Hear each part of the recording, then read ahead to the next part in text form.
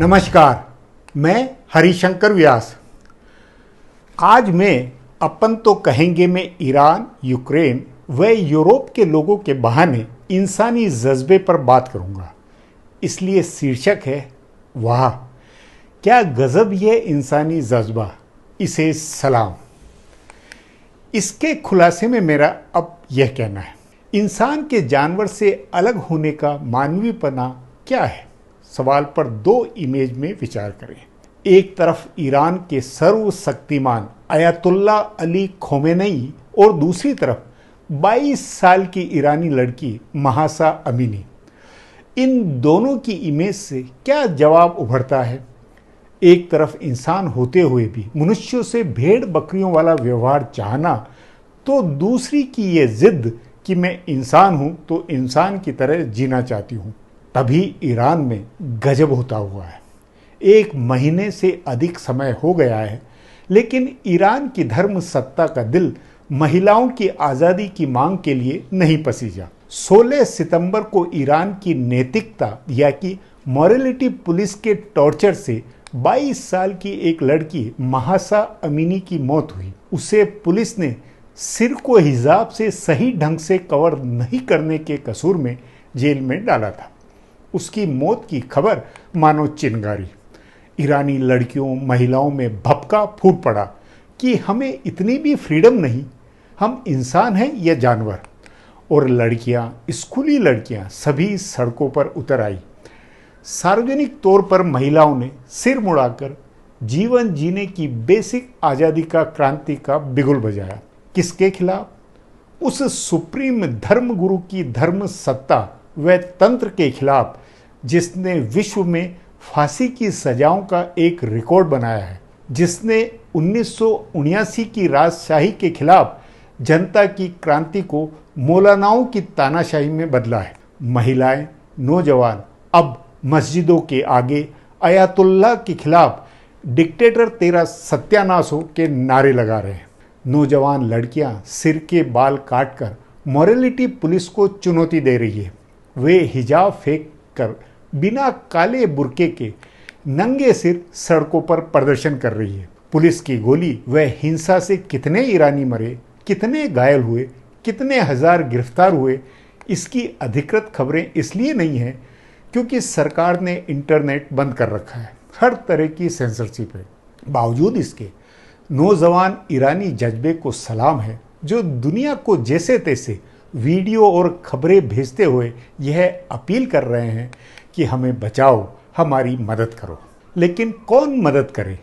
ईरानी अवाम BBC, पश्चिमी media, यूरोपीय देशों व अमेरिका से समर्थन मांग रहा है। निसंदेह दुनिया का आज़ाद मीडिया, जिसे कि कट्टरपंथी से लेकर लिबरल वामपंथी अमेरिकी प्रोपेगेंडा का एक पूंजीवादी औजार करार देते हैं, उनसे ईरानी महिलाओं को आवाज़ सुनाई दे रही है। कल ही बीबीसी ने एक बड़ी रिपोर्ट प्रकाशित की। इस बहाने अयातुल्ला अली खोमेनी और उनकी सरकार तथा ईरान के सुरक्षा प्रमुख ने 2 टूक चेतावनी दी है कि बस आज आखिरी दिन, इसके बाद सुरक्षा बल आंदोलन को आर पार की शक्ति से कुचलेंगे। अमेरिकी व पश्चिमी देशों की साजिश को और बर्दाश्त नहीं करेंगे। मगर उस चेतावनी का भी असर नहीं है। आंदोलन जस का तस हो रहा है। ऐसे में दुनिया के रियल इंसान मानव क्या करे? कहने को संयुक्त राष्ट्र के मानवाधिकार आयोग से लेकर अमेरिकी, फ्रांसीसी, ब्रितानी सरकार आदि ने आंदोलन का समर्थन किया है।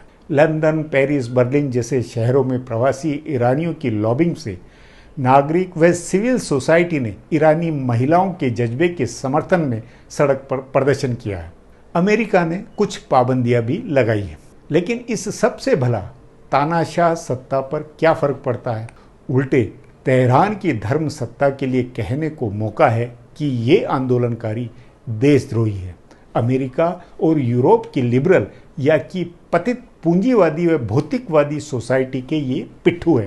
तभी सोचें, दूसरे महायुद्ध के बाद के वैचारिक टकरावों, धर्म नस्लों के टकराव के 80 सालों पर कैसे गुजरे हैं पिछले 80 साल। क्या यह सत्य नहीं उभरेगा कि पृथ्वी का इंसान जो जो अपनी मानव चेतना, अपने मानवाधिकारों, मानव मूल्यों व जीवन जीने की निज आजादियों की जागरूकता पाता गया, त्यों त्यों वह इस बात के लिए लगातार दीवार पर सिर पीटता हुआ है कि उसे मनुष्य होने की गरिमा के अधिकार चाहिए। उन्हें वे कैसे पाए? पृथ्वी पर फिलहाल कोई 8 अरब मनुष्य है। इनमें से चीन, रूस से लेकर इस्लामी देशों, तानाशाह देशों, भारत, अफ्रीका के अंधकारों व अंधविश्वासों में जीने वाले 2/3 लोगों के पास वे विकल्प, औजार और वह हौसला, वह मशाल है कहाँ जिनके बूते वे अपने को भेड़ बकरी के बाड़ों के अस्तित्व से बाहर निकाल सके। कोई माने या न माने, मेरा मानना है कि जिन मनुष्यों में तनिक भी पशु जीवन से अलग खास मानव जीवन, उसकी गरिमा व आज़ादी की प्राण वायु है, वह बार बार अमेरिका व यूरोप से ही उम्मीद करता है कि वे उनकी मदद करें। ईरानी जीवन हो या सऊदी अरब का जीवन या हांगकांग, ताइवान से लेकर आज़ादी पसंद रूसी, चाइनीज, भारतीय, म्यांमारी, अफ्रीकी व यूक्रेनी, सबकी निगाह में अमेरिका, ब्रिटेन, फ्रांस, इन्हीं उदारवादी लिबरल देशों पर निगाहें जा टिकती है। ऐसा पिछले 80 सालों से है। तथ्य है कि दूसरे महायुद्ध में हिटलर के नरसंहार की भयावहता में पश्चिमी सभ्यता ने दुनिया का नए अंदाज में बेड़ा उठाया।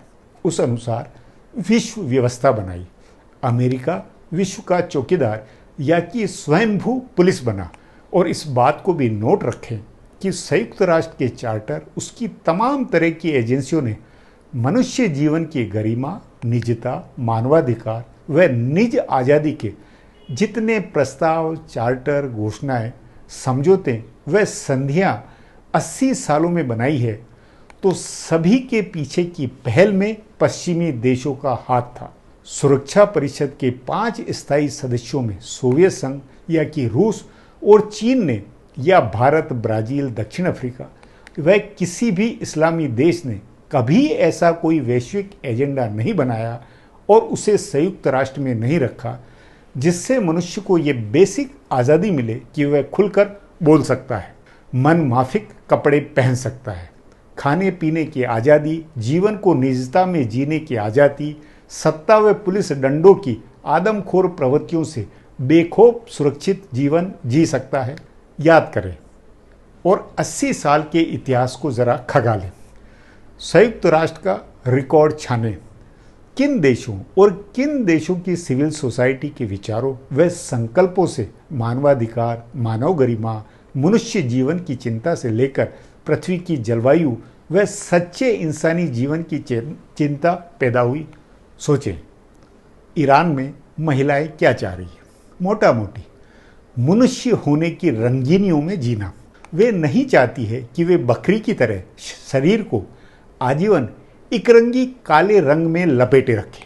2400 घंटे काले रंग की चौकसी के लिए धर्म सत्ता के गडेरियों की तानाशाही में पल पल इस चिंता में घुटती हुई जीवन जिए कि कहीं वे उसे उगड़े सिर देख नहीं ले।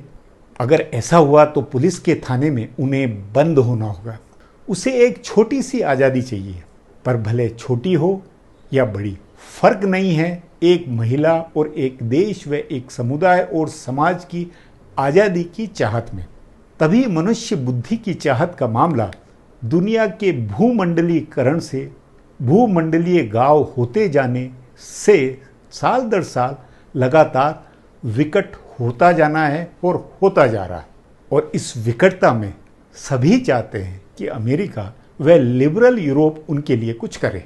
जरा इंसानी आज़ादी के चश्मे में ईरानी महिला और यूक्रेनी सैनिक या कि यूक्रेन देश पर गौर करें।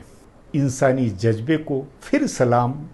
मेरा आज इस बात में है कि यूक्रेन और यूरोप के लोग क्या कर दिखा रहे हैं।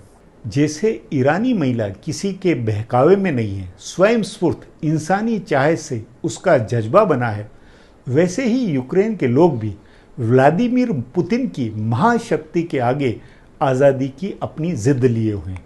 यदि मनुष्य खोपड़ी में जिंदा इंसान, जिंदा कौम की तरंगे बन गई है, तो फिर गुलामी, भक्ति, भयाकुलता का भेड़ बकरी वाला जीवन वह नहीं चाहेगी। मुर्दा कौम बनाम जिंदा कौम, भेड़ बकरी बनाम शेर दिल जीवन का फर्क ही आज़ादी है। इसलिए ईरान की औरतें या यूक्रेन के जज्बे के पीछे न तो अमेरिका का भड़काना है और न अमेरिकी तथा पश्चिमी साजिश है। क्या यूक्रेन के राष्ट्रपति जेलेंस्की अमेरिकी डिफेंस कंपनियों के कारोबार के टूल है? क्या औजार है? जैसा कि भारत में भी हम सुनते हैं, वामपंथियों से लेकर रूसी पंथी हिंदू पिछले 6 महीनों से ऐसा ही तो नैरेटिव बनाए हुए हैं कि इस सब के पीछे अमेरिका की महत्वाकांक्षाएं हैं, अमेरिका की शैतानी है।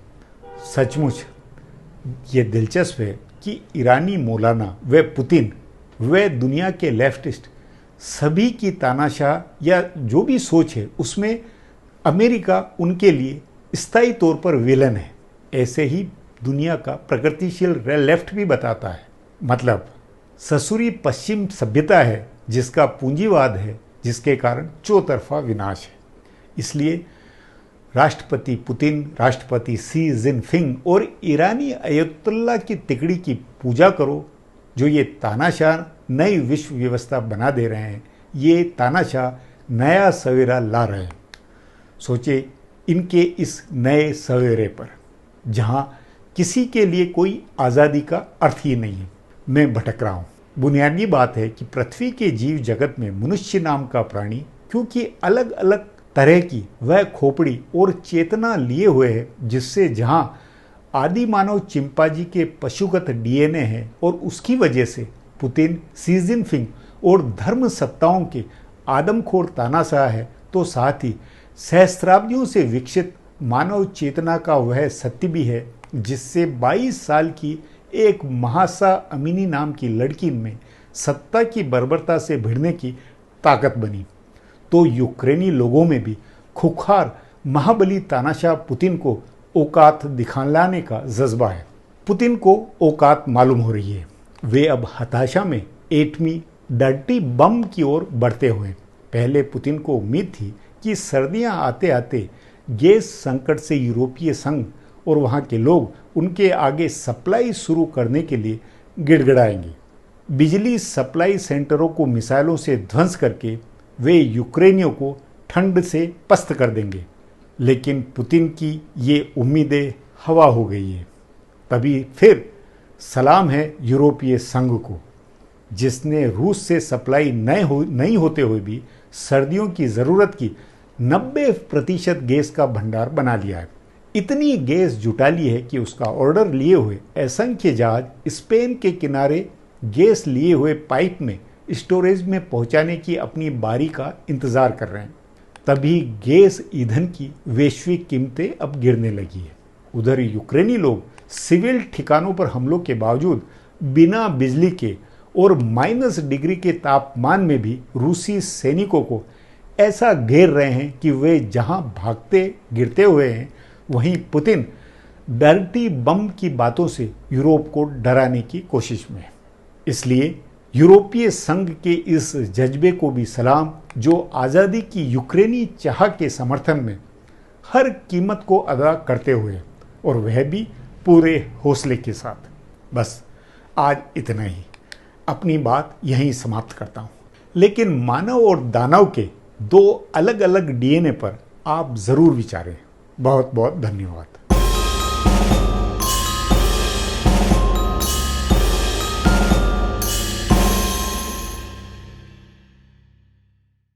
Do not forget to subscribe to our channel for all the latest gossip on politics and my take on world affairs.